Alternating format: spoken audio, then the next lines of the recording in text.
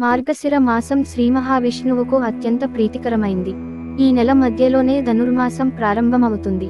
శ్రీరంగనాథునిగా అవతరించిన శ్రీహరిని గోదాదేవి ధనుర్మాసంలో భక్తితో పూజించి తన భర్తగా పొందింది.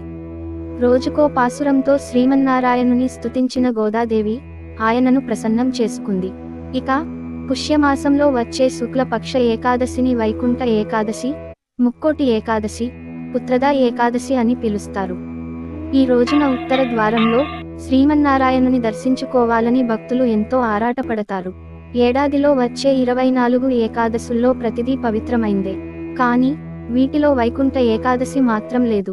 ఎందుకంటే మిగతా ఏకాదశులు చంద్రమానం ప్రకారం గణిస్తే వాటికి భిన్నంగా సౌరమానం ప్రకారం దీనిని గణిస్తారు.